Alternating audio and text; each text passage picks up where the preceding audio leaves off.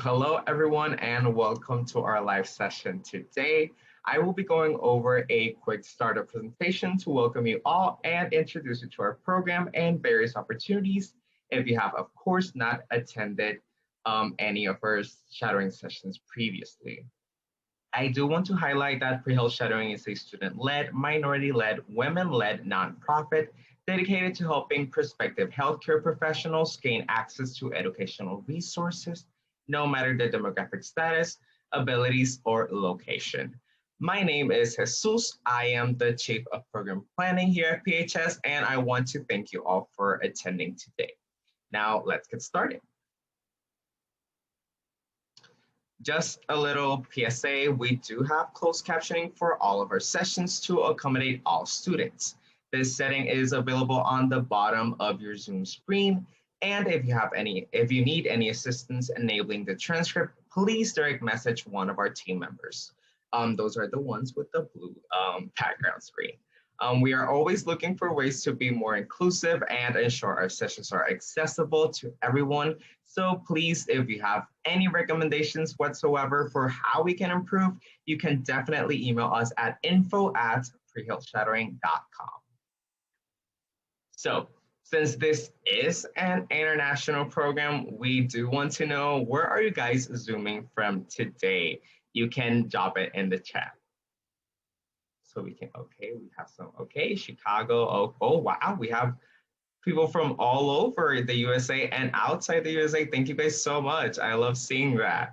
I myself am calling in from the wonderful island of Puerto Rico in the Caribbean. If you want to stay in the loop, you can definitely follow us on social media. We are active on both Instagram and TikTok, or you can also sign up for our email list on our website to never miss a session.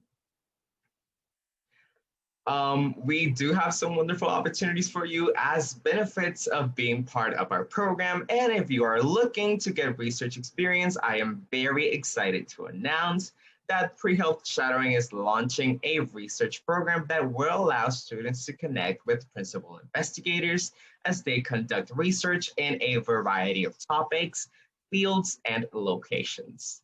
This program is 100% remote, which means you have the power to connect with absolutely anyone. It is an 8-week program that will begin on June 21st. So definitely mark down on your calendars or your agendas. For more information, you can fill out the interest form that was sent in the chat below, and we will get back to you as soon as possible with any additional details.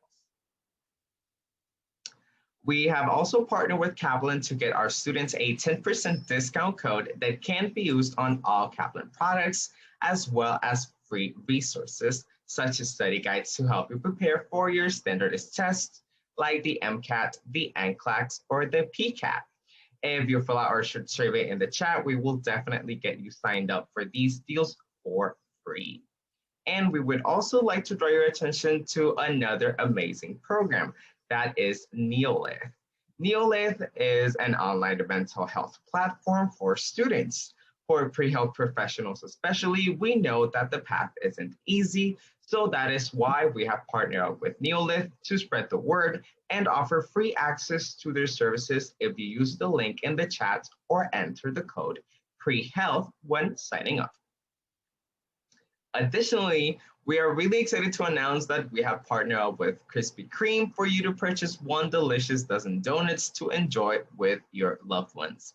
With a donation of $10, you'll be able to receive your treat while also helping us here at PHS. More information and instructions can be found by clicking the link that was sent in the chat. Mask for Mask is another amazing women-led organization that donates 4 masks for every 4 masks sold. These go to people in need during the COVID-19 pandemic, for example, those in the homeless community, healthcare workers without their proper PPE, and others who are struggling to stay safe. With our discount code PHS15, you can get 15% off your order. And if you buy through this method, Pre-Health Shadowing will also get 10% of the proceeds, which is amazing because, as I mentioned earlier, we are a nonprofit that rolls solely off of the support of our community. If you want to play a bigger part in supporting PHS, we would love for you to join our network of student volunteers and team members. You can apply to be part of our administrative team and lead students in various projects and initiatives with professional outreach, grant writing, and a lot more. We understand, of course, that as a pre-health student, you may not have the time. So we also offer the opportunity to volunteer asynchronously with tasks that can be done on your own time. We would love for you to be part of this program and contribute your own unique perspective. And wonderful news, if you are a high school student and you want to get involved, we have started a program called HTP, or High School Training for PHS, which allows you to connect with college pre-health programs, get involved in fundraising for PHS, and organize resources for other high school students that are interested in medicine through pre-health shadowing. Here at PHS, we want to recognize the hard work of all of our students in the program. So if you are interested in getting published, you can submit essays, reflections, research papers, and reviews to our editor-in-chief through the link dropped in the chat to have your work on our website. This will definitely look great on CVs, applications, resumes, etc. So do take advantage of it. Part of our mission at PHS is also to promote diversity, and in order to do this, we have launched an initiative to have monthly panels to celebrate different demographics in the field of medicine. Some of these upcoming events include a series on patient experiences, a COVID-19 roundtable, and International Students Forum. If you have a mentor, professor, or professional that has inspired you in any way, and you think they can contribute to these conversations, please nominate them today using the link that was dropped in the chat. If you can, we humbly ask that you donate to our program. As you know, pre-health shadowing is completely student-run, and we are working around the clock to keep this free and accessible to everyone. Unfortunately, Zoom and our website are not free, so any contribution you can give would be greatly appreciated. If you are not financially able, we request you send this link to someone you think can, so we can continue to support those who cannot afford similar opportunities. Throughout the session today, we encourage you to drop any questions you may have for the speaker in the chat. Our team members will be making note of these to be asked in the latter half of the session, that is the Q&A session. And I want to encourage you all to take good notes as our professional is going over their presentation, as there will be the chance to take a post-shadowing assessment to verify your virtual shadowing hours. More information will be available on this at the end of the session, so stay tuned. Lastly, if you can, we request you turn your cameras on. This is by no means an obligation, as we are respectful of different circumstances, but it does help us feel closer together in a time when socially distancing is mandatory. We also request that you make sure to mute yourself, as this will ensure the professional has the complete and full attention from the audience. Once again, I appreciate you all for listening and being here. And now I would like to welcome our professional, Dr. Warren. Thank you so much for joining us today. You may share your screen whenever you are ready.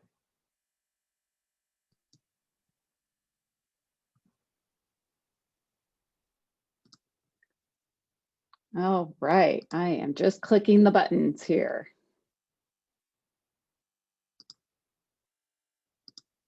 All right, well, good to have you all. Thank you, Jesus, for the introduction and all those like really inspiring commercials, I suppose you can say. And it's a real great pleasure to be here, to be able to speak to you all. And then as noted, please put questions in the chat. This is, again, always for you as individuals who are looking for health career professions, particularly as a physician.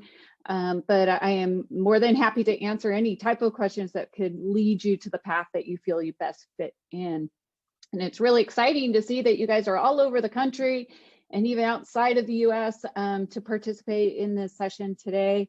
And so hopefully I would be able to provide you with insight and perspective of what I do, why I choose what I do, experiences that you would perhaps would have gotten had you been in an in-person shadowing experience. And so hopefully that will be conveyed at today's session.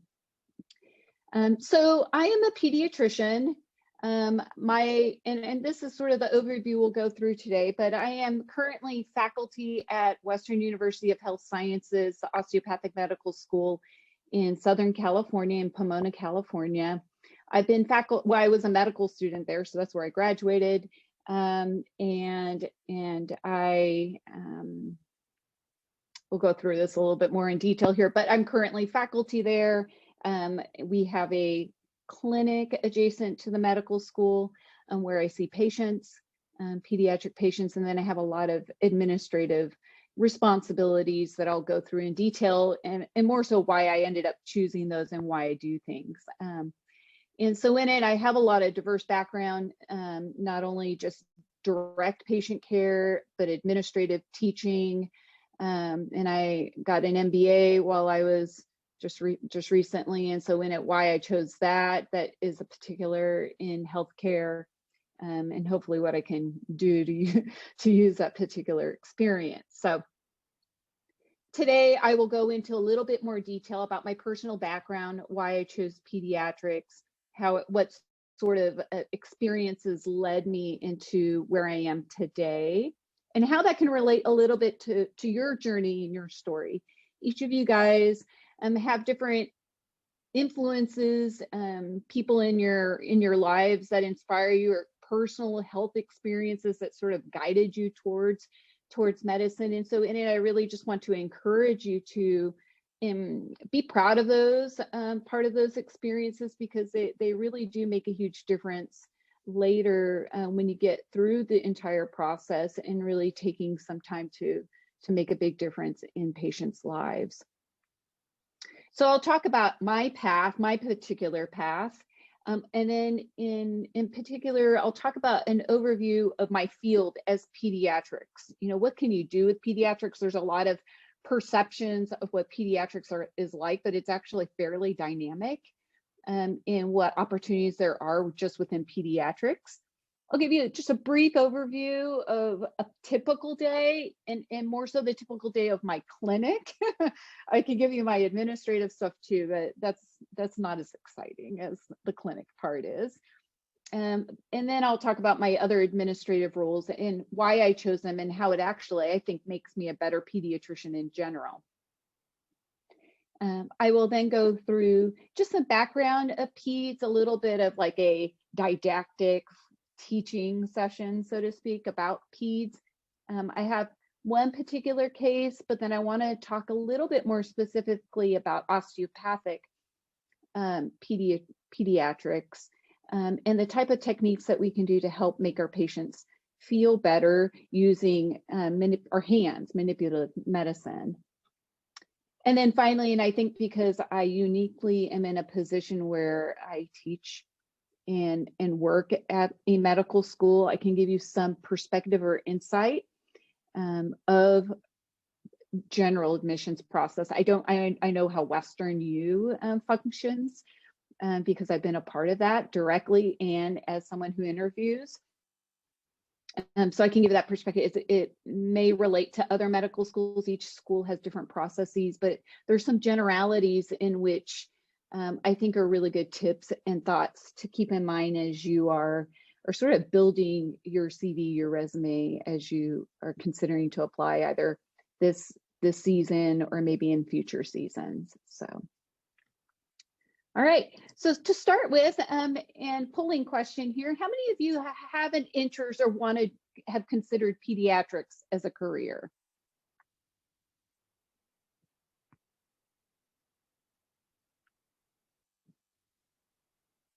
And then in that question too, and it's my next follow-up is, how many of you have even heard of osteopathic medicine?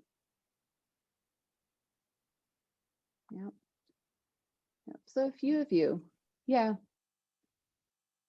Yep, so Dr. Warren, we actually just launched the polling question. So after we get about like 80% or so, we will end the polling and then share the results with you. Perfect. Sounds good. And with that, I will be closing the pollings in 3, 2, 1.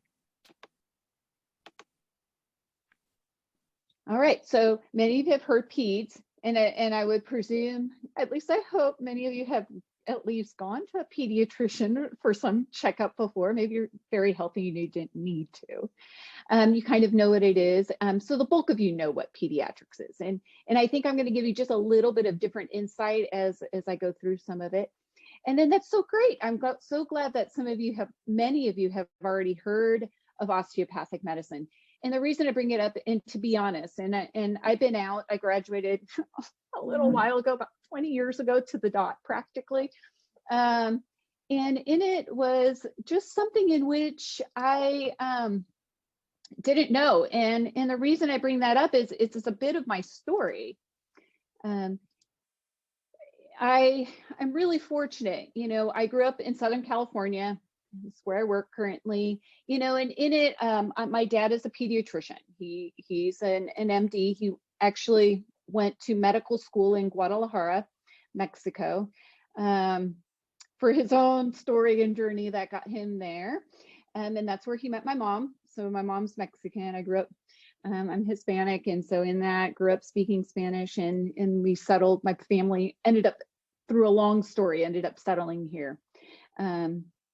And so in that, I already had some perspective of being a pediatrician, a physician, having the experience of going to Costco or going to the grocery store, and all my dad's patients are coming up and saying, "Hi, Dr. DeTurvel, how are you doing?" Blah, blah, blah. And we're like, "Oh gosh, here's Dad talking about his patients again."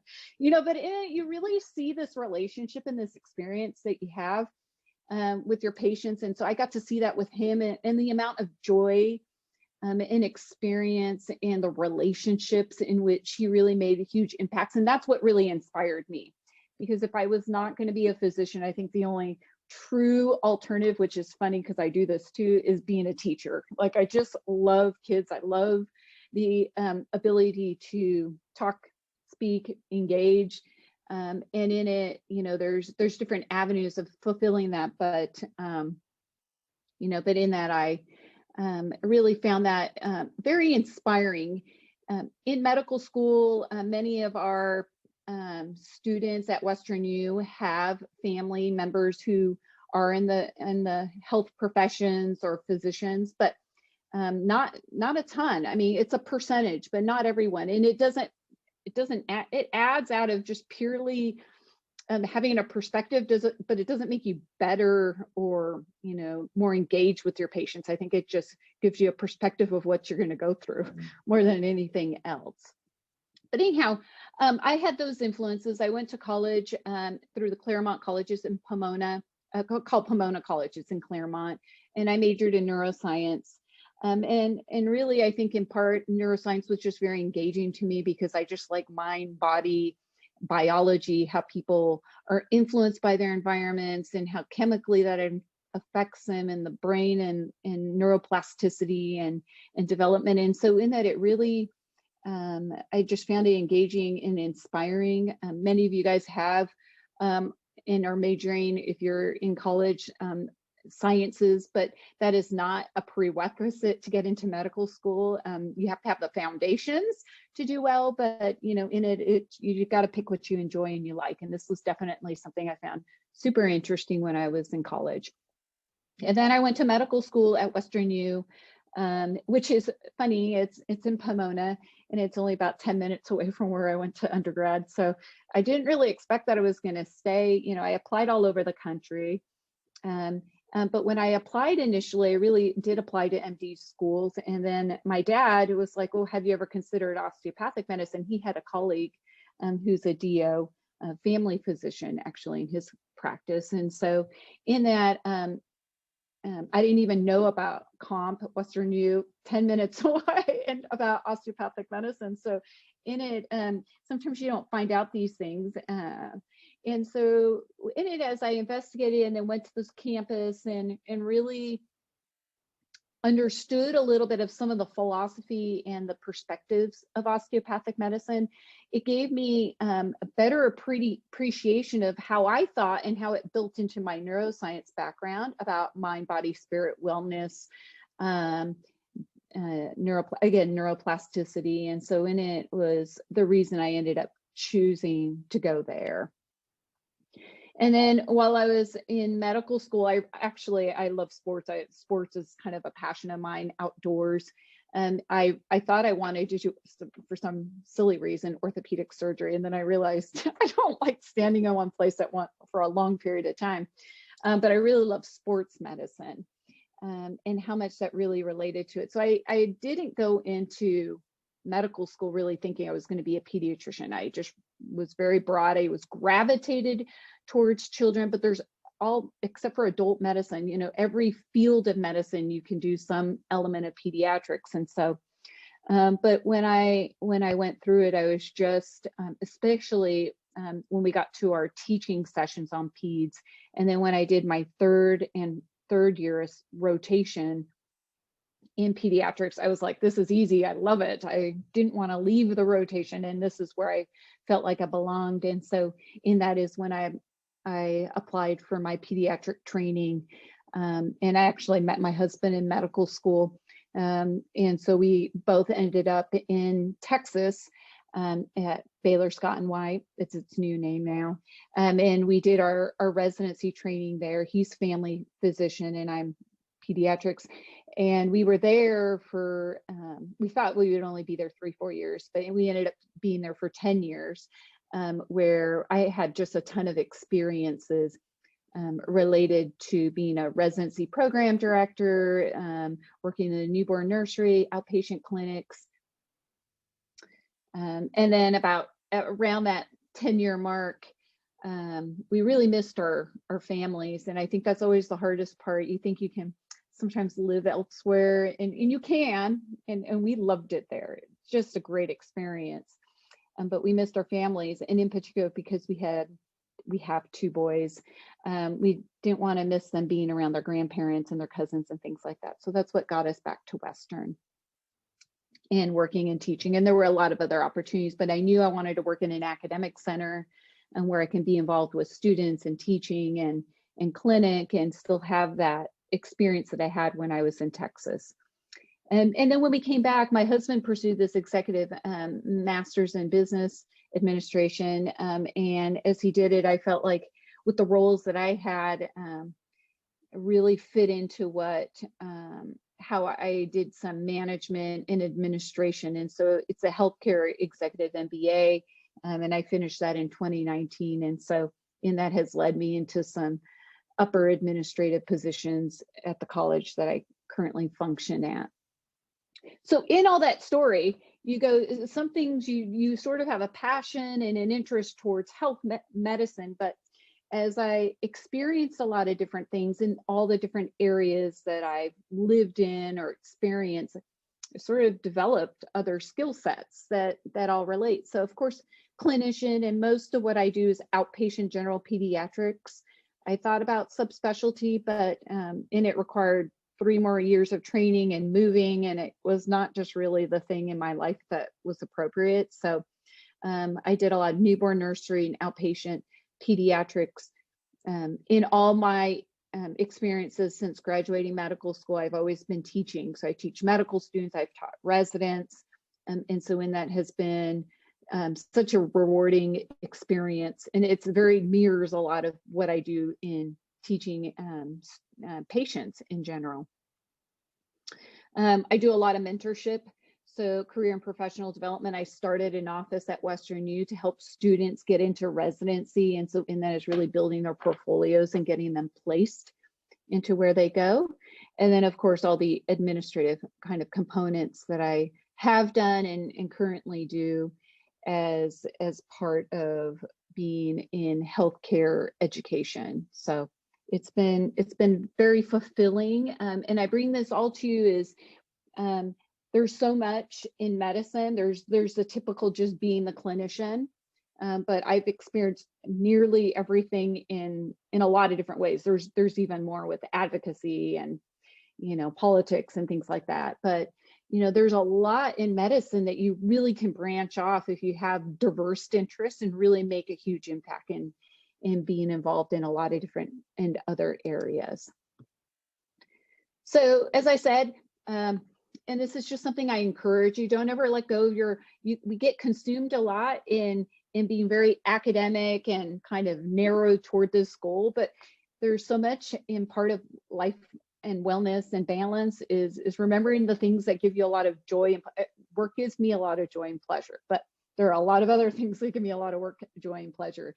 And that's my, you know, the personal things that keep me balanced and sane. And in that is my, you know, my husband and being able to do a lot of activities. I have two boys, as I mentioned, one just turned 15 this past weekend, and I have a 17-year-old. And so we have had a lot of fun and adventures. I don't know if they'll go into medicine. They probably have gone, oh, you work too much, I don't want to do that. But, you know, whatever, we'll see what kind of brings them to those. And then just all the things that develop you to who you are, because this is how people define you, you know, is not only by your work, but also the other aspects of who you are and the interests and how you relate to other people. So those are the things that I like to do and the things that keep me grounded, I suppose, and focused, that there's more to life than just working all the time.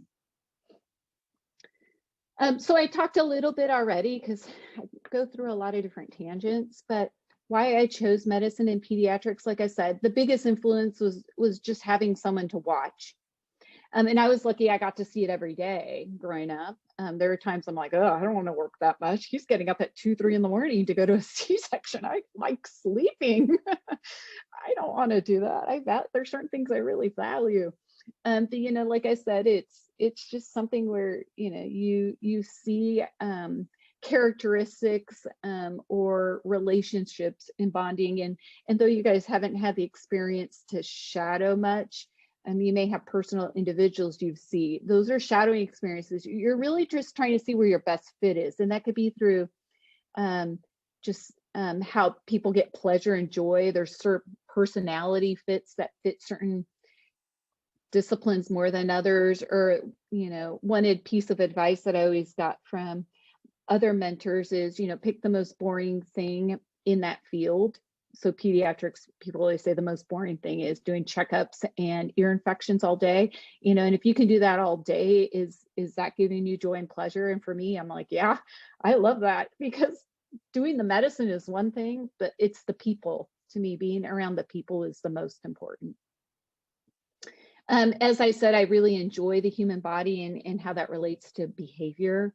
And I love sports medicine and just being able to relate to the children. And in particular, it's always going back to the families and promoting good health, wellness, and just giving them advice and imparting information to them that sometimes is so confusing with, and you guys probably face this, you know, looking on the internet to, I mean, you know, COVID, like, should I get the vaccine or not? You know, I mean, just some of those complications, and you hear all this information and just being a sounding board to help them process through decisions. I mean, there's certain times I'm like, you have to do this, but most of the time it's guiding them to the answer. Because raising children or trying to promote their health, there's some very wrong things to do, but for the most part, it's very gray. And so, you know, in it, there are a lot of things that play into why they may choose this versus that. And so for me, it's really making them aware of the different options and finding the best one that fits for them. So, and then, as I said, why osteopathic physician? As I said, I talk a lot. So I already kind of speak through all my slides already. I just found it very interesting. And I think in part it's the sports, but also it's the foundation. It's integrative. It's so heavy on, there's two components, and we'll talk about this. It's the philosophy and then the actual practice.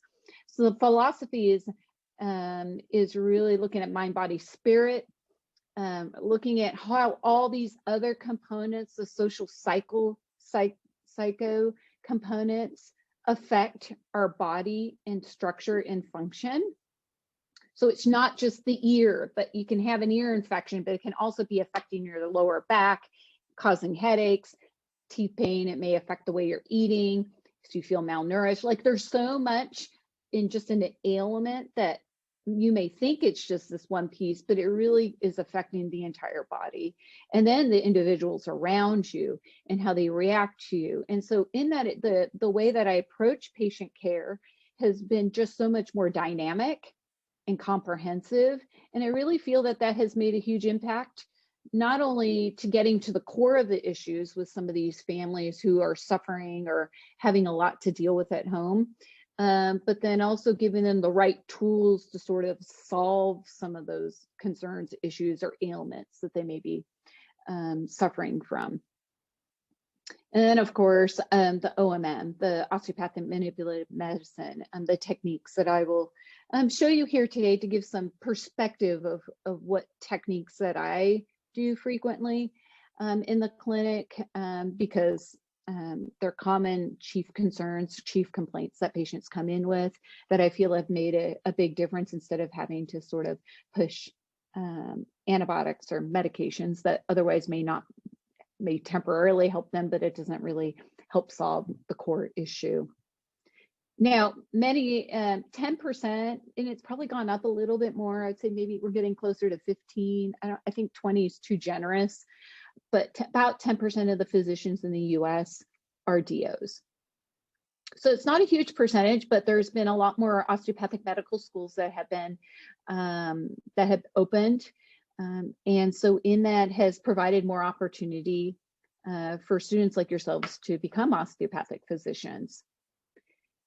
I would tell you I would say it's a disservice. I don't know how to say it, but when you go, so you do your 4 years of med school, and then you go and do your residency training. And residency training varies from 3 years to a lot of years, depending on what you do, maybe up to 7 to begin with. That's neurosurgery. Often because there's such a small percentage of DOs out there, you're not getting a lot of the role modeling to keep up with the OMM technique. So a lot of the practicing physicians, the physicians in practice right now, many of them do not do OMM. And I think because if you don't do it, you lose your skills very quickly. Now I'm lucky because having a husband who's a DO, like, can you work on my back? I'm having some issues. I've taught my children. So, they've learned a few techniques, but in it, you keep up. The more you use it, the more you remember, the more you refine your skills, right? And of course, I've always wanted to integrate it in my clinical practice. So in that has always kept me going. And then again, being in an environment like I am, working at the medical school, has really helped me keep up my skills and refine and define them. So many of you may go out and shadow DOs, and you'll find that many of them may not be doing it. And really because over time, the mentoring and the refinement and the kind of reinforcement of the skills may have been lost over time because of training and then just busy clinical practices.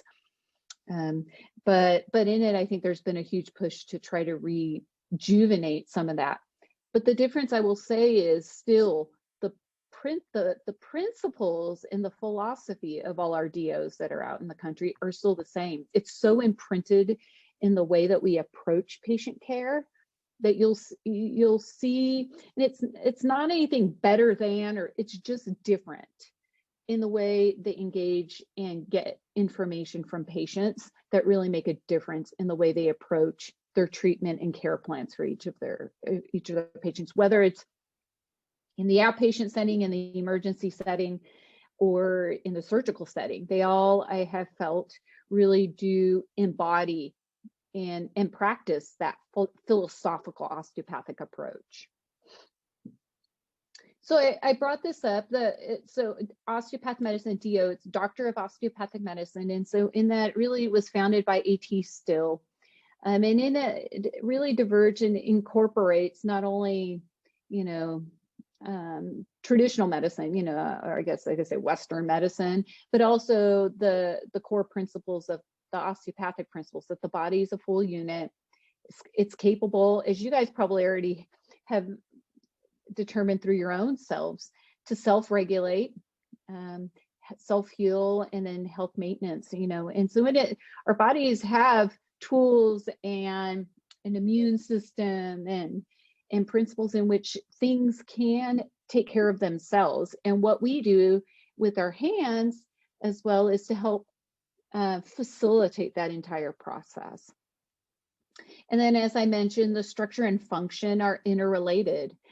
So there are times, like I mentioned, if you have an ear or headache, it can be really from a lot of other components of the body. And I have a couple of examples that I'll talk about that really may be affecting it. So you may have to look at their feet or their calves or their lower extremity if they're having a lot of upper or headaches, because the fascial tissues are all interconnected. And so there may be some tightness or injury pattern there that may be contributing to some of the headaches or the dysfunction of which they're feeling, the somatic component, which is the headaches. And then by using all of these helps us decide sort of our treatment plans. So I already mentioned this, medical school is a process. It's 4 years. It's a lot of work, but worth it. In it is, the first 2 years are all often just didactics. It's setting it's like learning a new language. It's learning the language of medicine and all the information that you possibly can, and then learning some skill sets, like clinical skills. And then for osteopathic medical schools, they have the osteopathic techniques, which are embedded in the first 2 years. Heavy at Western U, they do almost about 8 hours a week of OMM, which some other medical schools may do much less than that, but it just depends on their curriculum and how they have it integrated. And then I said there's, for me, pediatric training was an additional 3 years. If you want to do specialties, it can be some additional years, some for pediatric subspecialty too, but most are an additional 3 years to be a pediatric cardiologist or pediatric infectious disease. And so in that can really add a lot of years of training to finally be independent and get a nice paycheck at some point too. So I'm gonna just put a little break. I need some water. And then if you have questions, we'll put some questions, at least so far, if some people want to ask some questions. And then I'll go into sort of the scope of pediatrics and what pediatrics, though I know many of you already know, talk about some different opportunities in there.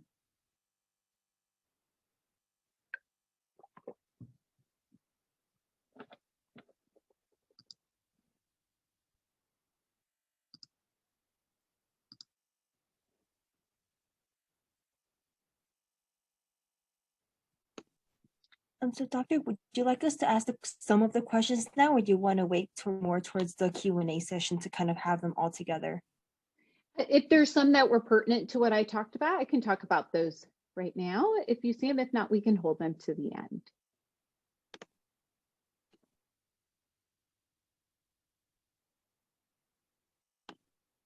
I always have to take a break so you guys can do some stretching.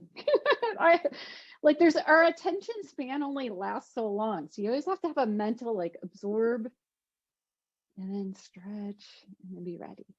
Are we good?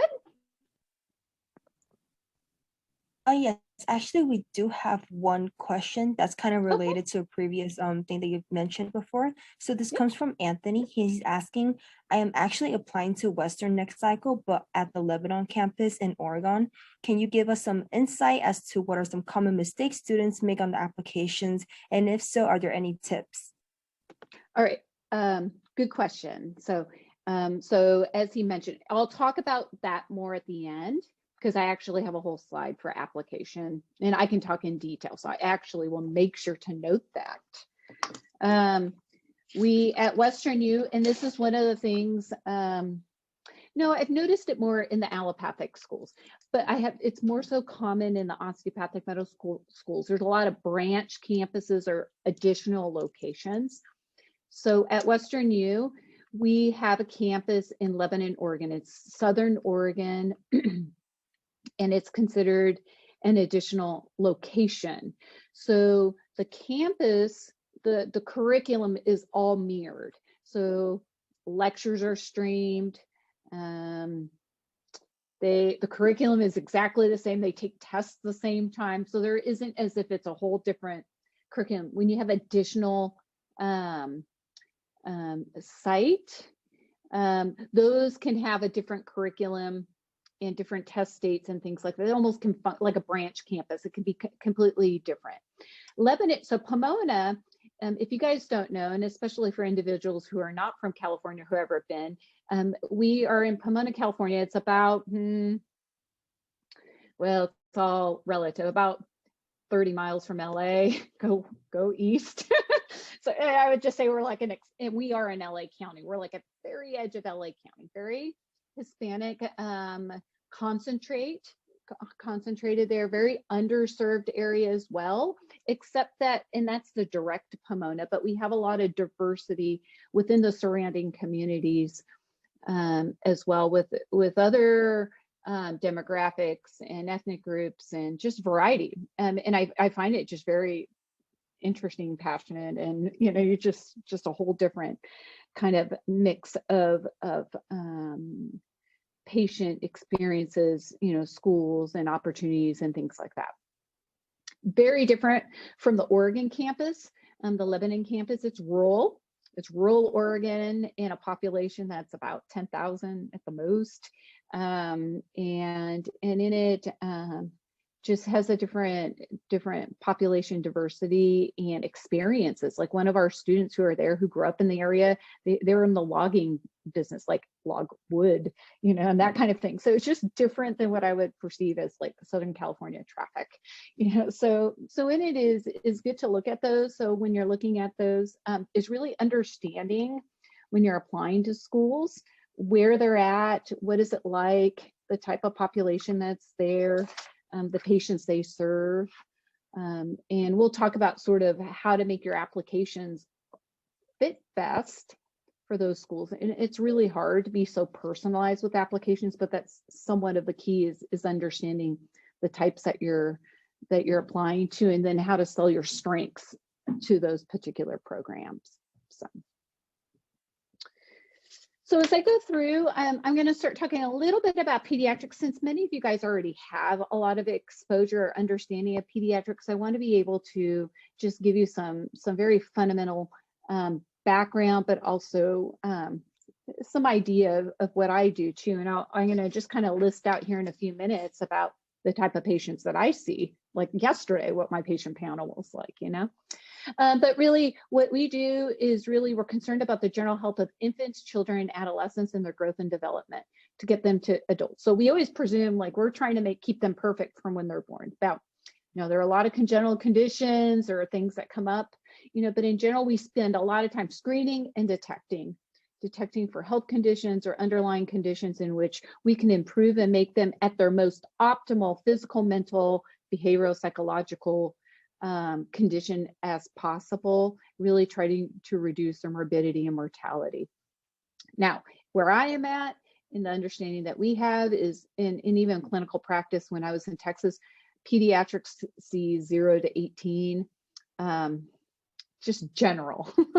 There are many pediatricians who see their patients through their mid-20s.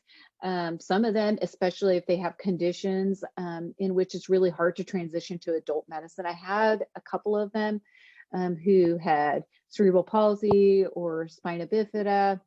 I have one who has severe autism with seizure disorder, and so very apprehensive to transition to adult medicine. So I told the family I'll keep her as long as I can until you find your best fit in whatever age that ends up being.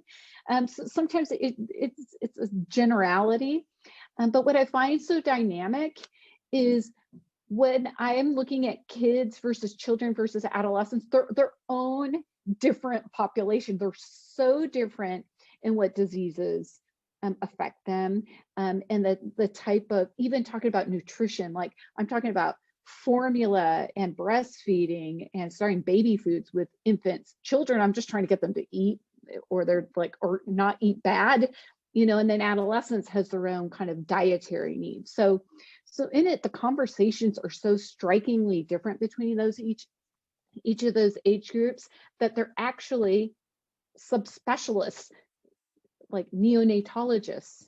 There's adolescent pediatricians, like, who do extra training in these specific areas because their demands and their health needs are just so different from each other. So in that's you know, if there's a certain population that's more attractive to you than others, then you can actually do extra specialization in those areas just purely based on age range. So this is me. It's one of my patients in Texas. One of my friends' kids too. So that's kind of the fun part, you know, especially where I was, it was a little more rural. So, you know, I went to church, I would take care of patients, and then, you know, socialize with a lot of the families. And like I said, what I do as general peds is the relationships and doing acute, chronic, and preventative medicine. Now the subspecialists, and I'll give you a whole list to see what you can do to add extra training. Or you can just do hospital work, which some people find the outpatient not as like stimulating, you know, whichever for them. And I'm good with that. I don't need to have the stress of the inpatient side. So I'm glad there's other people who like to do that. So, so you can be a hospitalist, just take care of sick kids only all the time. Whoops, I am going backwards. There are pediatricians who focus on public health only. And that's what their purpose is, or do international or global health, focused on advocacy. And so you can focus your career in those areas. As I said earlier, there's a lot of individuals who focus. I had a partner who did that and worked maternal fetal health through under the Clinton administration, and did a lot of initiatives related to that. So you can have government, public policy, or even working for industry. I spent a lot of time in the academic environment, obviously, but there's individuals, like a colleague of mine did purely research as a pediatrician, pediatric ER physician, and spent most of her career doing just that type of scholarly work, and really felt invested in that. And then these are a lot of the different subspecialty areas. So like I said, you do 3 years of general pediatrics, and then you can dabble into all these other areas with additional training.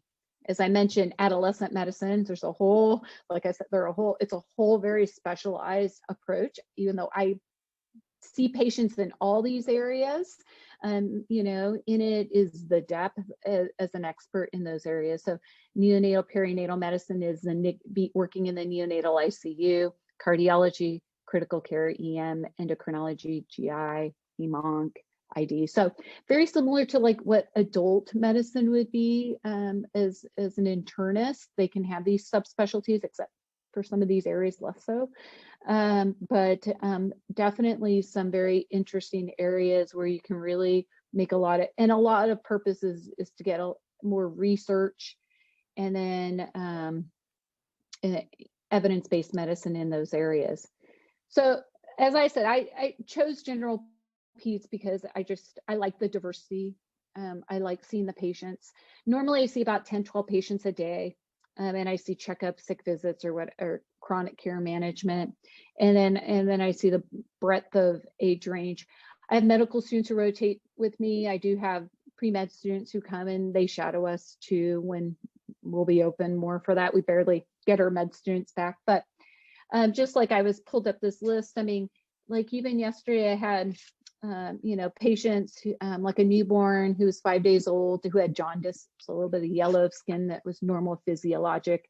You know, I had checkups with an 18-month-old and 3-year, had sick kids with colds, and an asthma follow-up, had ADHD follow-up, had a pre-op physical, had a child who has a condition called spherocytosis, so her red blood cells are structurally abnormal. So her blood counts are really low, and she sees a specialist for that, but I do her chronic care management. I had a new patient who came in, a 17-year-old with a breast mass. So had to work her up for potentially breast cancer. Patient with back pain from as a dancer and having some upper and lower back pains related to that. I have patients who are obese, so so significantly overweight. So I have them on a weight program or diet exercise program, and so I do weight follow-ups and monitor them and lab works if needed. A patient who came in with anemia. Actually, two of them. One was iron deficiency anemia because her diet was toddler diet, terrible. And so then I had to be on iron supplements. And another one who was an adolescent who had irregular menses, but when did have their menses was bleeding extremely heavy. And so got so low that it was significantly anemic and needed some treatments. And then I have we tend to have a much more dense neurodevelopmental clinic. So we have kids with, particularly with autism, and seizure disorders. And so I had some follow-ups those. So the whole spectrum, so what it is there, some are just no health issues, I should say, but, I think there's just a lot of health issues. And I, in it, I'm like, oh my gosh, I got to remember what this condition is. I got to go read it up real quick because there's so much in there and you want to make sure you're doing the best for your patients. But in it keeps you on your toes all the time. And the reason is, and I bring that list up, is you can treat them a little bit like adult medicine is, but what they bring to the table is so different and you cannot manage them. And I think that's one of the things that deters or makes people afraid of pediatrics. They're like, but what about the parents? And I go, yeah, but you as adult physicians are dealing with the parents. So like, at least I get the cute kids too. But it's a family unit, and in it, I always say that 99.9% of the time or more, but even though it may not be what I would do for my children, but the parents really are trying to do the best they can for their kids, even if they choose not to vaccinate or don't take your treatments or whatever it is. In their hearts, in their minds, they really feel like they're doing this for the best interest of their kids. So in it is always going, and there, of course, there's child abuse. Of course, there is Munchausen's where parents are trying to gain something from the system. There are those bad things out there, and we have to deal with those hard things. But medicine isn't pretty. Medicine is very difficult. Patients are coming in most of the time because they're suffering or having something, and you're there to help them heal. So in it is, in it, I find this part of my job rewarding because I think a lot of times I get more joy or the positive sides of medicine than always having to deal with a lot of the hard negatives of delivering bad news, deaths of children, all that kind of stuff, which it is difficult. And then we do have to encounter those on a luckily less frequent basis than the adult side does. But like I said, I mean, there's just so much of what these kids, their differences are, the way their organs grow, the way they are affect to immunity of diseases. Most of the newborns are immunodeficient, and so in that's why we vaccinate to protect them from these infectious diseases that otherwise would really affect their morbidity and mortality. The way they respond to diseases is different than the adult side. We have to drug dose, so you can't give a newborn a pill. Some of the times you got to ask the kid, are you able to swallow a pill? I mean, that's for you guys to think. Like, what age do you guys think you swallowed pills? I don't know. I asked that to my son. He just started like 2 years ago, and he was about 15. I'm like, I can't give you liquid. That's like drinking a whole bottle. He was he played baseball. He doesn't play baseball anymore. And he slid into a base, which he should have not done. He should have done feet first, but he did hands first, and he broke his wrist.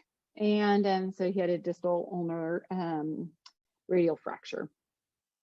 And so I'm like telling him, after he came off the field, and I'm like, oh, we got to go take you to the ER. We got to go get that splinted, x-rayed and splinted. I go, do you need some pain meds? And he goes, do you have any liquid Motrin? I go, no, I have some capsules you can swallow. He's like, no, I'd rather just suffer in pain.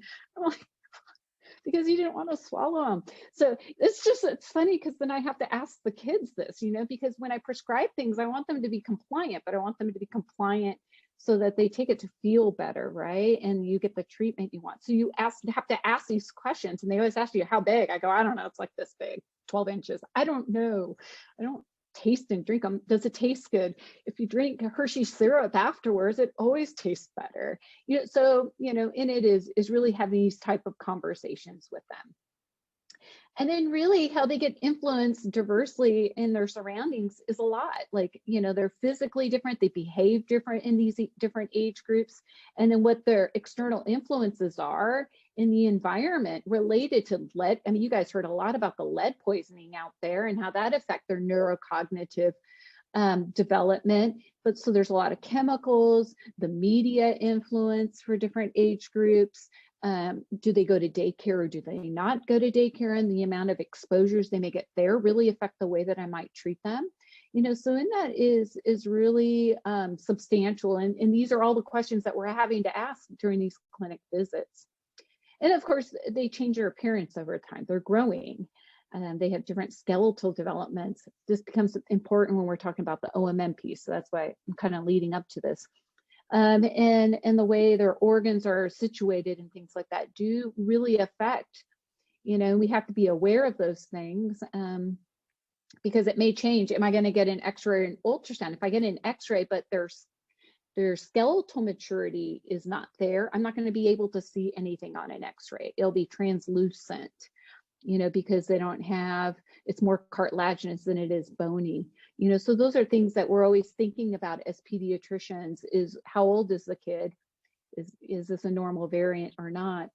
The other thing too is, and this is more specific and sort of an example of that, is their head. Like we're all fused, but if I don't know how many of you have felt a baby's head, you don't be afraid to, but they're like, oh, don't touch the soft spot. You're going to push their brain.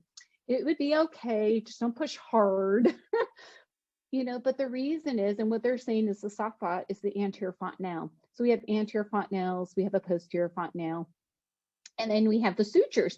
And these sutures don't fuse till a lot older.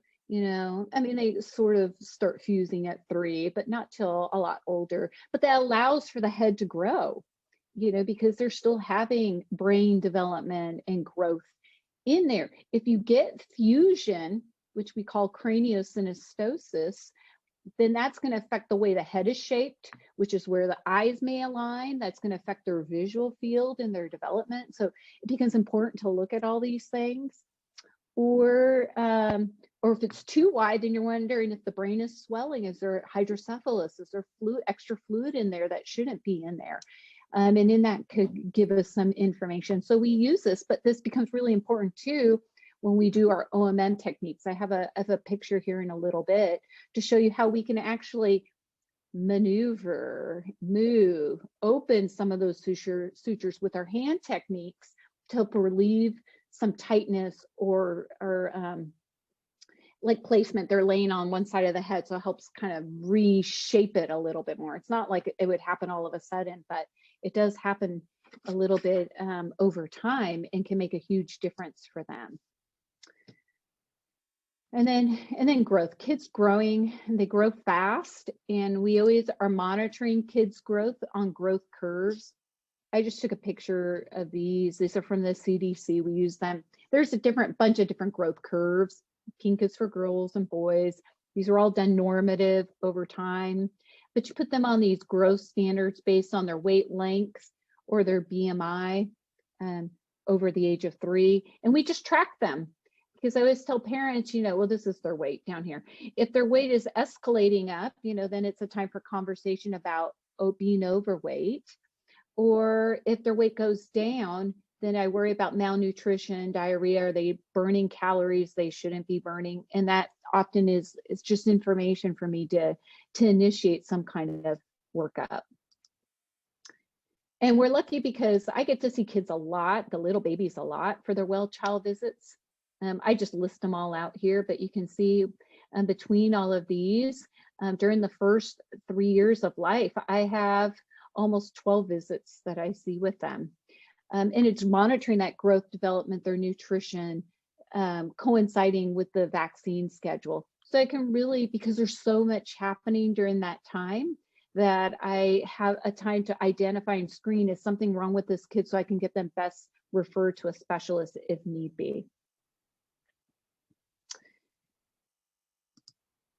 So I bring this case, and it's a lot of background. This is a personal case, and I'll explain it here in a little bit. But this mom brings her 7-year-old daughter to see the pediatrician.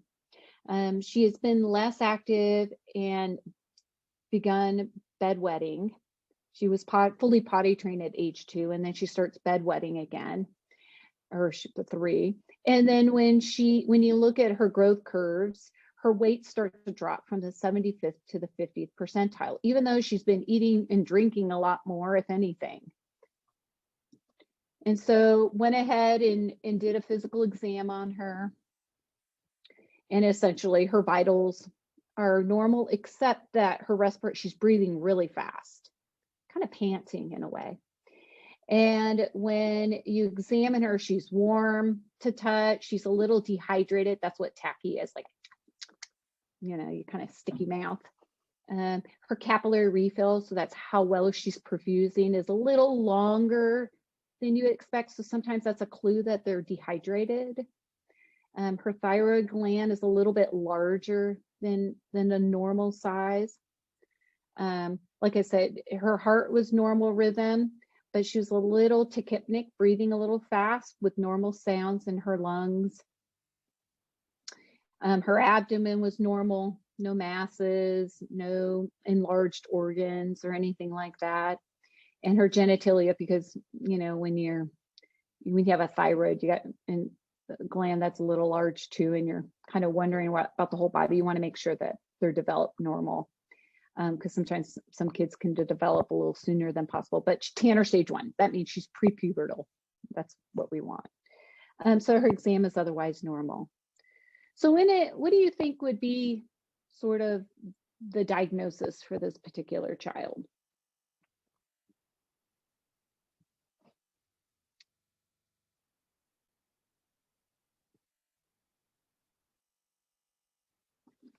Okay, so Dr. Ware, we have launched the second polling questions, and I'm just going to be like the first time. We're going to wait until like there's 80% of the vote coming in, and then I'll share the results with you again. Perfect.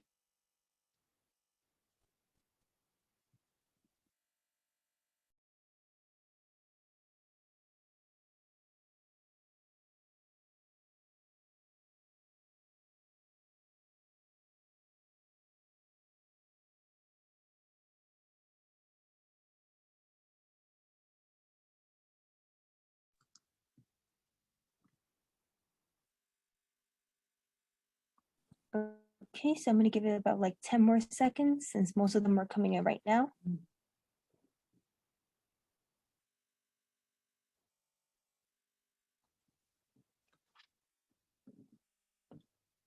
Okay, and I'm closing in 3, 2, 1.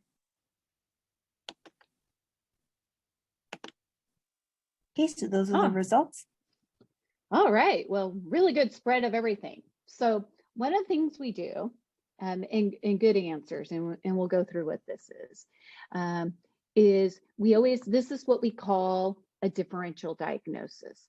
So I don't often have results right in front of me. When a patient comes in, you know, in the clinic, this is what makes my job interesting. They're like, oh, by the way, when you guys do that, say it early for the doctor's visit. Give the oh, by the ways at the front end.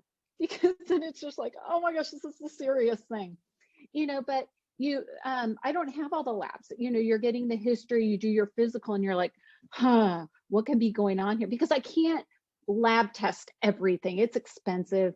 And then the other thing you always have to think about kids is, I don't want to poke them 10 times, right? Like, they're already mad, they're there, they're not feeling good. So if I can poke them just once and get the information that I really need to make a diagnosis, it makes it so much easier. You know, so in this particular case, you know, these were all sort of the working diagnoses. Is there something going on? Why is this child? What are the most likely things that could happen? So in this case, a urine was ordered because she was bedwetting.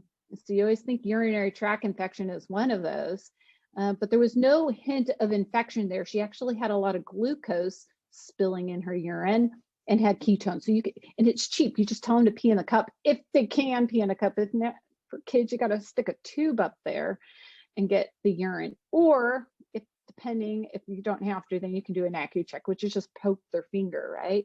And get a sugar count. So that's what we call an AccuCheck. And so for her AccuCheck was 380. And she was diagnosed with potentially type 1 diabetes. This was my niece, and this was 2 years ago. And I bring this, I could have brought a lot of patient cases, but I always like bringing her up because I've gotten to learn a lot from her, and she's 7 years old now.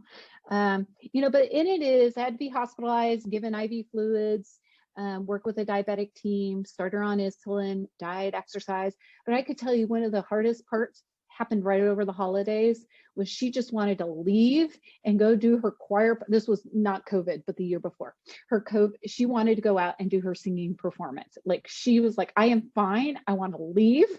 I don't, you know, she was grumpy because they get a lot of moodiness when your sugars are all over the place.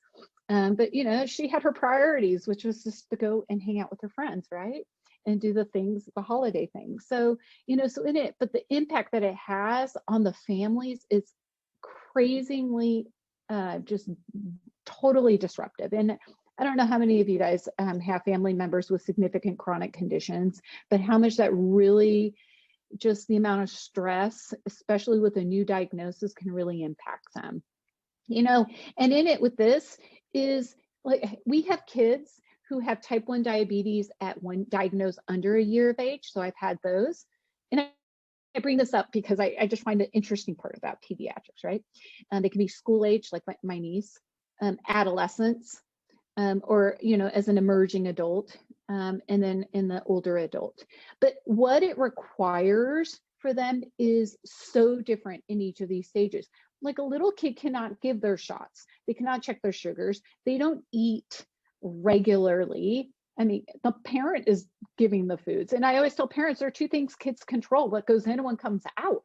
Like they have a lot of control over those things, you know, so they can refuse to eat, you know, but then their blood sugars start to drop. Like it's such a frustrating kind of thing. And so you're working so much with the families and trying to get them through these stages, but it really is different and hard. And what age they get diagnosed, I mean, the amount in which it affects them also plays a huge role into it. And most of what I have to do as a general pediatrician is not necessarily write the insulin or all this stuff, but it's really to help with the endocrinologist, coordinate with the specialist on ensuring that their growth is being maintained. Like once they get put on insulin, they start really storing up all the sugars and the protein and the fats that they need to, and they start actually accelerating back into their growth that they should have been. I have to really work with them in feeling emotional well-being. You know, my niece, you know, she was the only one in her school who had type 1 diabetes. And every time she had to get her sugar checked, she had to leave this classroom, go to the school nurse, get it checked, wait for my sister to respond to her, then decide she had to go back. She missed like so much school class because of just her sugars being all over the place and having to maintain them. And then the other part is, no, you can't, we're having a party, but you can't eat this. Everybody else gets to have that, you know, and it just really starts to make really a lot of resentment of, I hate this condition, you know, because it makes me so different. I feel so different from everybody else. So a lot of, as a pediatrician, is trying to work through them and also get them some psychological or psychiatric care, which can help them work through a lot of this depression, this anxiety that they have, and try to build the most normal life for them. And then, of course, we work in helping control their symptoms. So whenever they're sick, they have sick day. And then really the goal is to prevent the complications. This is my niece. She had a video. The video was terrible when I put it up here, but she wanted to give a tutorial of how she puts her Dexcom in. And so this helps monitor blood sugars over 10 days. So she doesn't have to do the 5 to 6 pricks per day in order to to determine, you know, where her blood sugars are running and whether she needs extra supplement of insulin. You know, and again, my goal as a pediatrician and with any of these type of patients is really to help them control their acute problems. So what can immediately happen, and then help them get into the best optimal state so that they don't have these long-term problems. And so we're often talking about those things at each of these. They come for a well child visit, but this is a lot of the core of the discussions that we have with them. All right, sorry, I have like a little hair in my face. All right, so that's sort of, I wanted to paint that picture because that's a lot of, as general peds, you know, I do checkups, I do cough colds, but these patients who come in with chronic conditions, you know, I'm in the first line of treatment, really diagnosing them, but also helping them through their maintenance with the coordination of these subspecialists to really get them to their most optimal goal. Just these last few minutes, I'm just going to show you some techniques of OMM, and then we're going to talk about how to make you the best applicant for medical school. Because I know, as I said, I talk a lot, so it kind of goes long. So one of the things in medical school, you learn a lot of techniques. I didn't list all the techniques here, but these are the techniques that I like. They're my more favorite ones. There are a lot of other ones, but these are ones I use very often for different reasons in the clinic. So we have indirect techniques and we have direct techniques. And if you guys look these up on YouTube, I mean, they're easy to find. Just put osteopathic techniques, OMM, there they are. And the reason I tend to use mostly indirect techniques for young kids, the infants, the babies, because they're gentle. You go towards the ease of against resistance. So it's in some way, but you're also just following the pattern of where the body wants to go with it. And so with that helps to just restore it on a much more less like invasive, less aggressive kind of approach. Plus little babies, newborns and toddlers, even though after a while they get really good at it, they just don't lay there for 10, 15 minutes for you to do. Well, I don't spend that long. I probably 5 to 10 minutes to doing a technique. You know, they're antsy. They're ready to get going and get out of the office because they don't want to get their shot or whatever else may happen to them that they didn't want to do.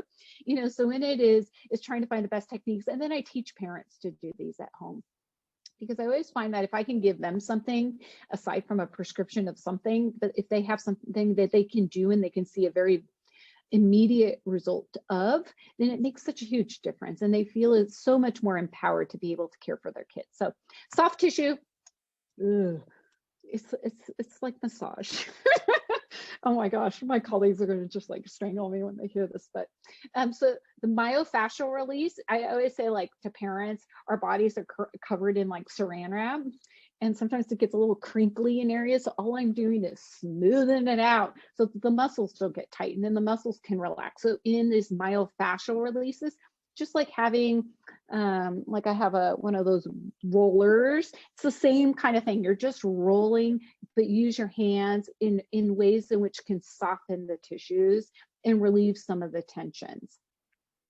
Counter strain is more like a trigger point type of thing, is kind of getting it to where the superficial nerves are wrapped around and you just kind of calm the sensory nerves so that relaxes the muscle. And that has really been helpful. I don't use that one as much, but it can really help for a very specific, I guess, trigger lesion. Cranial all has to do with the head manipulation, and I'll show you here. And then lymphatic drainage, our bodies filter whatever organisms, toxins, things like that through our lymphatic system. You guys have probably learned some of that in anatomy and physiology a bit, but there's ways we can do some lymphatic drainages. So we kind of massage through kind of the lymph nodes. We kind of do these pumping mechanisms just to help with pumping and flow, to help with drainage of certain areas, depending mostly for kids, it's upper respiratory that I'm having to work with. Now, direct techniques are more of those techniques that I use more for adolescents. So a lot of neck, more musculoskeletal conditions or sports injuries. I think that's what my next page is. And so in that, and then the HVLA is more like the cracking that you guys all hear about. We call it HVLA. And so when that may be a specific lesion and you're just trying to realign it back into its position, whether it's a rib that's out of line or a thoracic, or maybe the sacrum's a little off, and so you can go ahead and manipulate it back into its position. So in it, I said, you know, a lot of the newborns, I do a lot with cranial, because as you saw with that picture with the head and the sutures and the fontanelle, if they're, you know, we spend so much on back to sleep, back to sleep, back to sleep. Well, now these kids all have flat heads. And when they have flat heads, that's totally affecting their positions and anything like that. So we're able to use our hands, and I have a picture on the next slide to do that. A lot of kids have constipation, so I also do a little bit of myofascial, we call it lumbar sacral decompression, but it's basically a little bit of a release to kind of help with, because the pelvis, the way it's tilted, is kind of blocking the nerve into the intestinal tracts, and that may slow the mobility. And so then that's thought to kind of help out with constipation, help with getting motility back to more normal.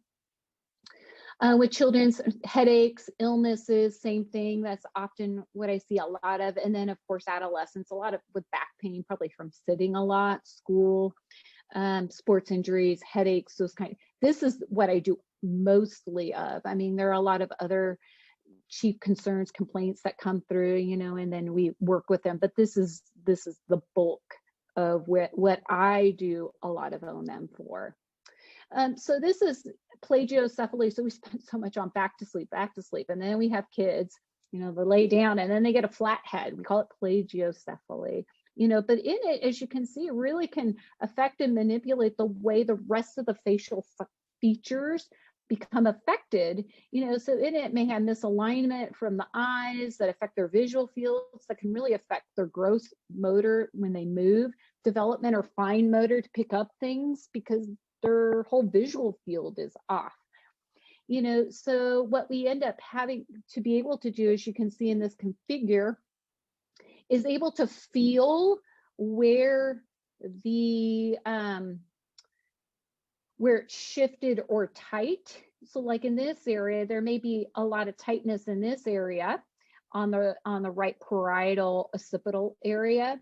So maybe more where this pinky is. And what I can do is something what we call V spread, kind of spread right where those suture lines are, or use our hands to kind of, again, that myofascial type technique, spread it out or smooth it out so that the bones then can re-pop back into its original location.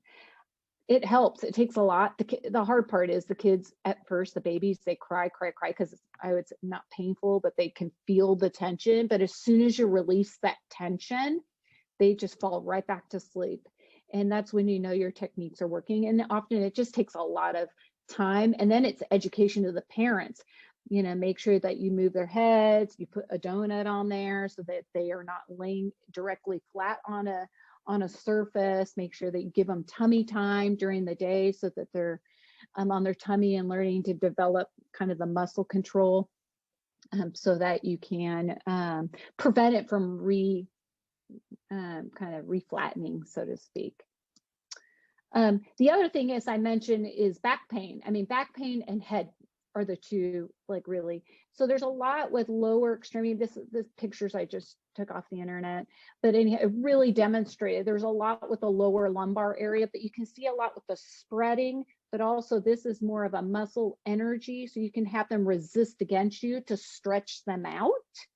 And in doing those techniques really help loosen and provide that same relief that, you know, and then maybe realign back some of the, you know, dysfunction that may be in this area. The same thing with neck positions. And so a lot of this is, I mean, if you guys played sports, a lot of it's sort of stretching activities, but it's more of the finding the resistance and have them push against you, and then being able to stretch it out a little bit further. The other one that I really like a lot, because I get headaches at times, probably from a lot of screen and computer time, but it's something called Sub-Occipital Release, or SBS decompression. But what it is you just put your hand just right underneath the OA, and you go up and you pull out. And what that does is just release a lot of the myofascial tissues and the soft tissue right here, and just gives a lot of general relief to the entire cranium. And it's, again, these are just techniques that are very easy to do, or easy to teach parents and to do in the clinic, so that they feel better. And like I said, you get to see, you know, it's a procedure, and so in it they get a lot of relief, but you're able to spend the time needed to be able to get them where they need to go. And sometimes it's just one technique. I'm often doing multiple techniques at the same time, because they may have it here, but then they need some shoulder or lower back relief, so that they can feel better when they leave. But the patients feel so much better. And there are times kids come to the clinic and they've gotten a lot of treatment. They're just laying down. They're like, I'm ready for my OMM. I'm like, wait, I gotta talk to your mom first before we jump into this. But it really has helped avoiding pain meds, or at least lessen so, or even providing antibiotic treatment. You know, a lot of antibiotics, ear infections, cough, cold, sinuses, and things like that are viral, you know, but if I can do some OMM, tell parents to do some watchful waiting, and then do a follow-up, most of the time they never need antibiotic treatment, because the body self-regulates and can clear itself as long as you're able to do that. And then the nice thing is this is finally have become reimbursable. It used to not be. I think a lot of why DOs especially the older generation DOs lost a lot of their skills is, you know, you can do all this, you know, it has such strong value for the patients, but if you're not, it takes time, and you know, time is money. And if you can get reimbursed for it, it really helps. So a lot of times many of these techniques were not reimbursable, so there was just not a lot of value put into it, but that has since changed quite a bit, so that we're able to get paid for that. So at the end here, I talked a lot, gave a lot of stories, gave a lot of examples of what I do every day. And so I want to dedicate these last couple of minutes and then for questions, really to talk about admissions. The key one is apply early. Most of the time, these are all rolling admissions, especially at Western. And with rolling admissions, once they get hit towards a cap of already some offering acceptances, they may not do any more interviews, you know, and so your opportunity to get an interview may be done, may not be there if you're applying November, December. I mean, often it's just too much time for them to review those applications and then turn around for an interview January, February. At Western, we most of the time finish our interviews in March, because we're just waiting then for just seeing where students are going to put their deposits and things like that, and then go through the alternate list if need be. So apply early, which is now. Some people are interviewing now. We don't start interviewing until August, because that's when the academic school year starts with a new group, and that's when all our faculty are back on fully on campus and things like that. So it's really important. The next thing is, and I mentioned this earlier, is really know the school you're applying to. And it's hard to really know. Like you only know the place that's right next to you, kind of. Like I didn't know, you know, but spend the time looking into it. Go attend their preview day. Most of them have online preview days. Talk to the med students. Get a sense of what the campus is like, what the campus life is like. I know it's hard this year because all our students were virtual, but there's a sense of the community, where they're from, where they kind of pull students from, that make a difference for you to be able to understand or hear about what those experiences are like. And in it then helps you really showcase how you want to fit. So like at Western, I'll tell you more about the Pomona campus. You know, if you really want to be more part of an urban, underserved, interest in primary care, if you're Spanish speaking, I mean, those are all super kudos, right? Because that's the population that we're in. that's the population that our area needs. That's, you know, that's where most of the outreach activities are centric on during the first 2 years. Where students do their 3rd and 4th year rotations tend to be more of these type of county facilities that need students who have those skill sets. And that's their mission, is to really deliver more. I mean, not that you couldn't do primary care or you can't do a specialty. We have students who match in all specialties, but we have over almost, I think it was about mid 50s to almost 60% of our students go into primary care. That's family, internal medicine, and peds. Because that's the type of students we tend to attract. And we like non-traditional students, meaning those who've had other careers or tend to be older and, you know, decided later to go into medicine for whatever reason. It's not exclusionary, but we tend to have a much more holistic approach with that. Important if you're applying to osteopathic school, if you can, to shadow a DO, or at least like an experience. Like I went on YouTube, I looked at these things, I know the principles, the osteopathic principles, and the founder, and the history of osteopathic medicine, and what impact that makes for patients, and why I find that important and valuable for me. If you can describe those things, that really, really helps. And they know that you guys did not have a lot of opportunities to be able to shadow. So, but if you're able to do your homework and show that true interest of being inquisitive, that makes such a big difference, not only in what you write on your application, but also when you get offered that interview, to be able to convey and articulate sort of, you know, where you did your homework, or you talked to the students, or you attended this or that. I mean, the strong academics in MCAT, like every other place, like I know the MCAT is a whole other like bag of worms because of you know, schools, you know, not using it as a marker because of opportunities of, you know, so I understand there's like, they're not, the criteria of that is out there, not there. I don't know what they're going to do this cycle. It may still be that way, but I still put it there. And not because I say that the MCAT correlates anything to your academic aptitude. What I find as someone who's been on the admissions committee is, and in part, I ask these questions during the interviews. How did you study for the MCAT? How did you do so well? What did you do? How did you organize yourself? How did you prep for it? Because to me, the approach to a high stakes exam and the amount of effort and understanding of its significance, to me, is more important. The process is more important than the actual number result, because to me, that's how they're going to approach every other high stakes exam they're going to be required to take in medical school, like the COMLEX, particularly the COMLEX. But their exams, like, oh, I just took it last minute, or I took it 3 times, and, you know, finally the last time I listened and took a review course. Like, okay, well, you're going to fail 3 times COMLEX. I can't get you to residency if you do take that approach. Like, you got it. Like, it's all about just the preparedness, the understanding, the organization of prepping for that. To me, it's all gives a lot of insight about the individual and their maturity and their intention and preparedness. Same thing, and I look at this even with taking care of patients. Like, oh, I just walked in, I just ordered all these things, and I went, well, don't just order it all and like rack up my bill. Like, take time to think about the differential diagnosis. Why don't you go, I'd rather you go read up and look at what you think it is, and then tell me, hey, I'm going to consult with a few people and I want to make the best judgment, and then we will order. Like, it's all about process and thought and intention. And that's where I look at academics and MCAT and all of that when we're looking at students. It helps to have leadership skills.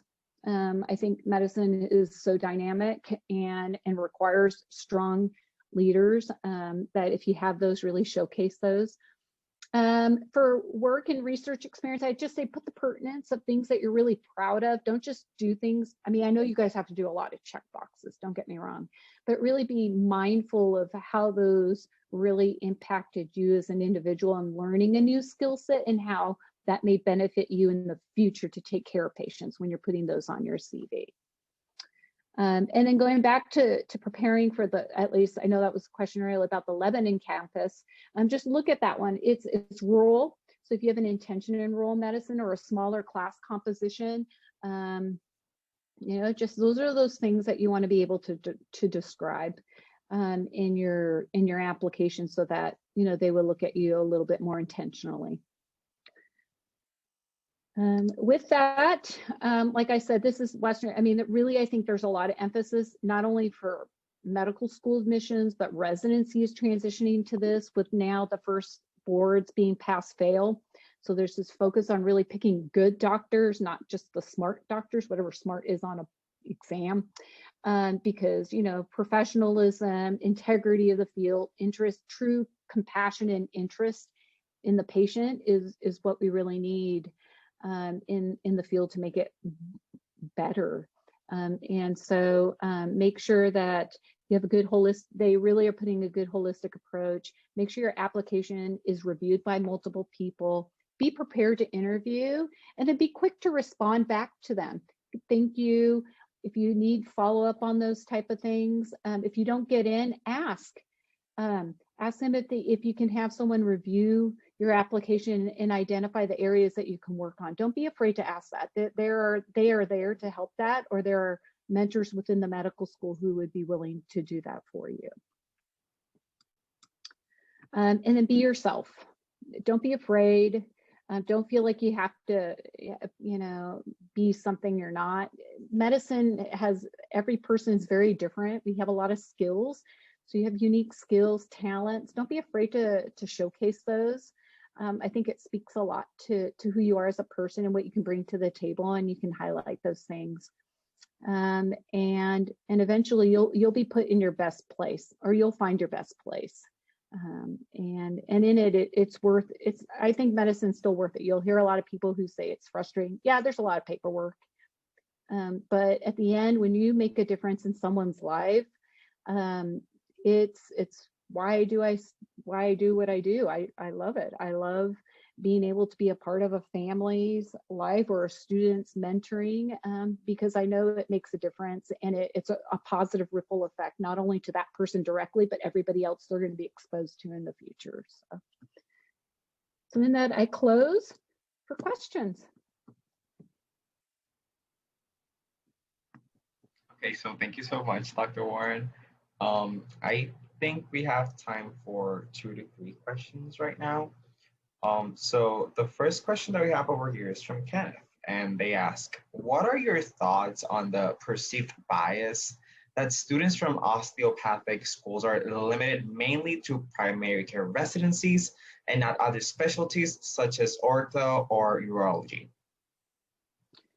Yeah, it is. I think a lot of times there is a bit of still that bias, to be honest, for DOs going into some of those specialties. It has gradually significantly improved over time with single accreditation, where there used to be the DO residencies, and now they're all under ACGME, and program directors are having to look at all types of applicants. And I think in part they're starting to realize and find that there are very strong DOs out there. Where most of the DO bias honestly comes from is not necessarily any part except for the third year, the clinical years, because there's a misperception at times that only all their clinical experiences are coming from out, because we don't have a main teaching hospital, but I think a lot of DO schools have worked on that, building relationships with strong hospital systems for their students to rotate and then get that exposure, learn the skills and techniques, and be able to take care of very critically ill and exposed to surgical type of patients. But each school has their strengths. They have mentors. At Western, we get DOs into ortho. We got DOs into ortho, gen surg, urology, ophthalmology this year. We tend to have a huge patient or a huge match percentage into emergency medicine too. So it just depends. Each school has different networks and alumni and support that kind of guide them through it. But with a good advising support, no matter what school you go to, you'll be able to get into the best place. But it just depends. If you really, really know what you want to do and there's a channel that's best to get you there, you know, those are important questions to ask while you're on your interview.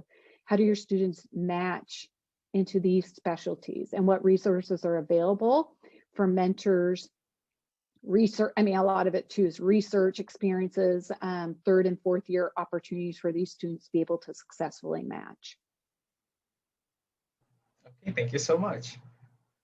So another question that we have over here is, they say, I am interested in both pediatrics and neurosurgery.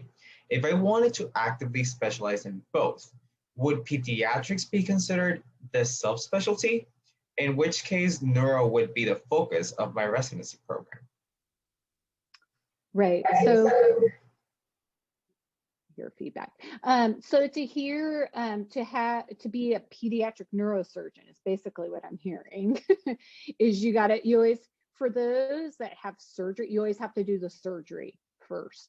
So you do the neurosurgery residency training, which is 7 years first, and then you do the pediatric neurosurgery fellowship to follow. That, I don't know how long that is, maybe 1 or 2 years. I don't remember, but you got to do it that way. If you want to be a pediatric neurologist, where you're not doing surgery, but you're taking care of patients with neuro issues like cerebral palsy, seizure disorders, you know, those type of things, or congenital disorders, that one actually is a tricky one. There's a lot of different avenues, but you can do child neurology, or you can do pediatrics with a neurology fellowship right after. Okay, that's really cool. Thank you so much. Yeah. So for our last question over here is, Hannah asks, did you feel pushback from peers or mentors going the DO versus MD route? As well, did you feel you missed out on anything going to an MD school, or something you gained that you think MD schools do not touch on? Yeah, that's a good question. You know, you always look back. I mean, DO is the place that, you know, I got asked that in an interview for pediatrics. They're like, why'd you pick DO? And I go, because it's the school that picked me. You know, sometimes that's just your opportunity, right? So that's where I ended up. Do I miss it?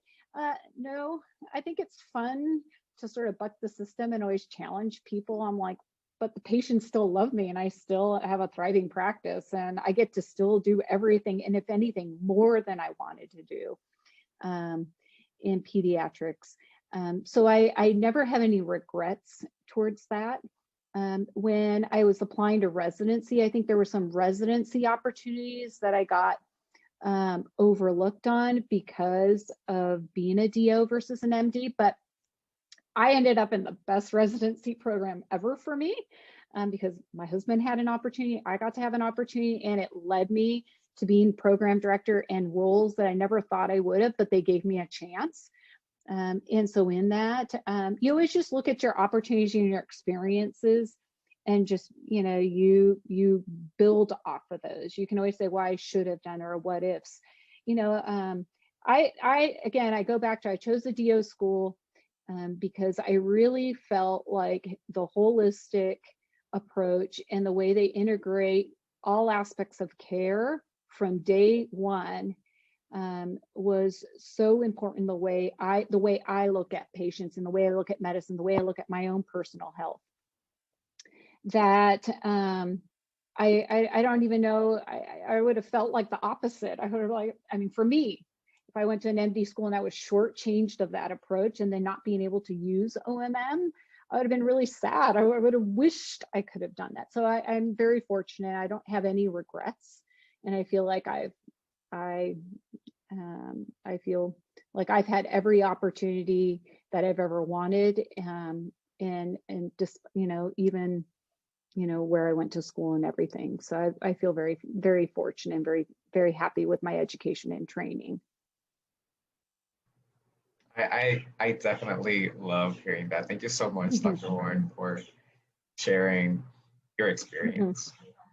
So I believe we are ready for our wrap-up presentation, and I want to thank you again so much for such informative presentation. I think we all definitely learned a lot. from your specialty and what you do. So it was really, really great. Thank you. And I would like to invite you all to reflect on the session today with these 3 questions that we have on screen, which are: what brought you to the session today? What are 3 major takeaways you got from it? And what do you want to learn more about? You can just reflect on these, answer them in the back of your mind, or just answer them with a piece of paper and pencil. And if you do answer them on a piece of paper, we invite you to submit it to our website for publication for recognition of your hard work and to enhance your future applications.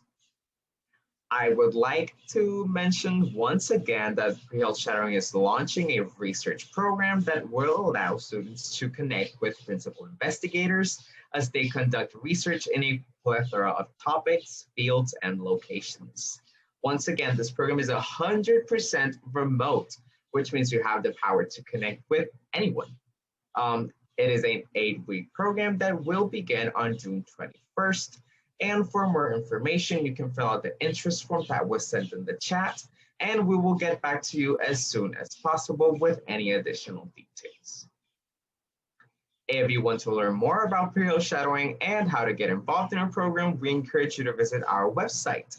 You can become an asynchronous volunteer to get certified hours through professional nominations, graphic design, and social media promotion. We are also accepting team member applications if you want to take on a more active role in PHS to lead projects and initiatives to be up here with us. Also, once again, we are humbly asking that if you are financially able to donate, that you please consider doing so. It costs a lot to keep our program up and running and free to all of you. So if you're someone who can afford to, or if you know someone else who can, please support those who cannot by donating to our organization so everyone can continue to get the education they deserve. Otherwise, we simply ask you to spread the word about pre-health shadowing to reach as many students as possible. Now, for the part we have all been waiting for, that is earning a digital certificate for the virtual shadowing hours from this session today. The first thing you guys are going to do is go onto our website and find our professional sports pages. In this case, Dr. Warren's course page. Then there you can take our quick 10-question multiple choice quiz based on the content from this session today. You will have 30 minutes to earn a 70% or higher to get your certificate on the quiz. And we do know that sometimes technology can be difficult. And for this reason, we allow up to 2 attempts to take the assessment. But if you run into any difficulties, please do not hesitate to contact us. To ensure that our website does not crash from a high influx of students, we do recommend about about 30 minutes to an hour after the session to take the quiz, which will be open, I want to highlight, indefinitely.